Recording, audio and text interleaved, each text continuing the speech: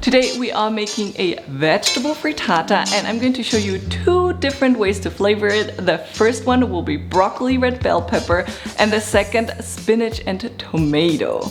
They are incredible for brunches when you have to feed a crowd, or you can also make it as meal prep breakfast because it lasts in the fridge for up to 4 days and you can also freeze it. So let me show you how to make it.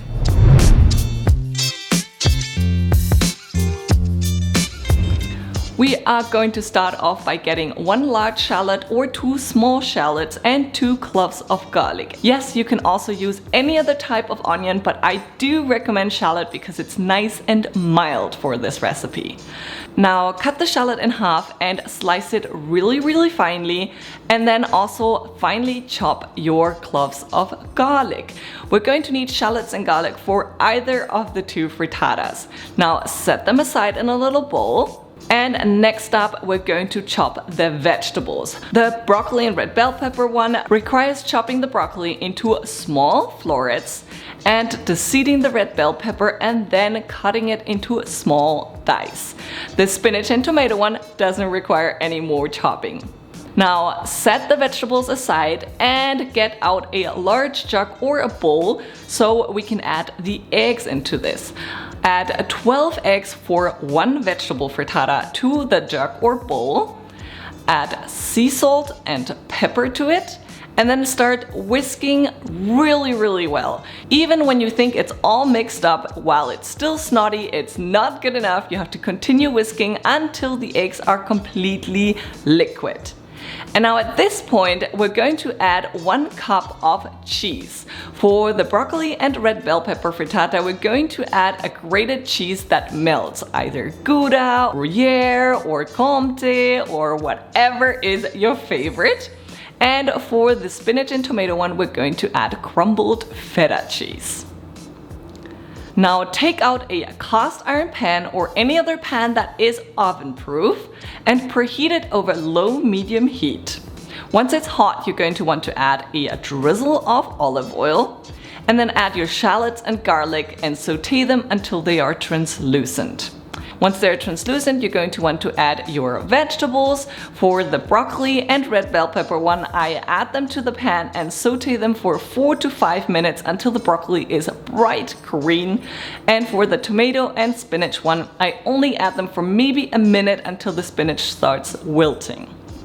The vegetable sauteing serves 2 purposes. One, to soften up the vegetables a little bit, and also to heat the pan, because once the eggs hit the pan, if the pan isn't hot, they will stick. So don't omit this. You have to preheat the pan so the pan becomes non-stick and the eggs won't stay stuck in the pan. So at this point, your vegetables are nice and bright and your pan is hot. We're going to add the eggs with the cheese into it. And then we're going to remove it from the heat and add it to a 350 Fahrenheit preheated oven for 20 to 23 minutes approximately. And after the 23 minutes, we're going to take out the frittata and let it sit on the kitchen counter for at least 10 minutes so it can continue cooking and cooling down a little bit, making it easier to remove from the pan. So after the 10 minutes, we're going to use a knife and cut all the way around the edges. And then we're going to use 2 spatulas to lift out the frittata and serve it on a nicer plate. And now we're going to top off our vegetable frittatas with a little bit of chopped avocado and chopped cilantro. And it's already time to cut in. The broccoli red bell pepper one here is much thicker than the spinach and tomato one, but that is only because the spinach tomato mixture has been sitting on my counter while I was cooking the first one.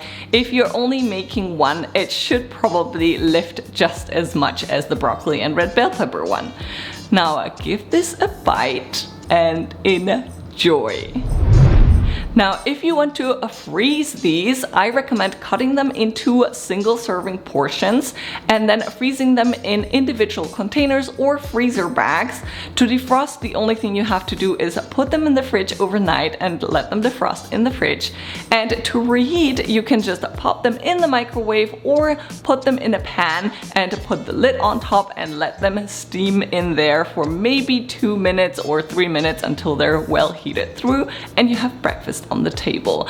I hope you're gonna give this recipe a try. I am dying to see your version. If you're going to make it, please don't forget to snap a picture and show me. I love seeing when you make any of my recipes, and I'll see you with my next video. Bye.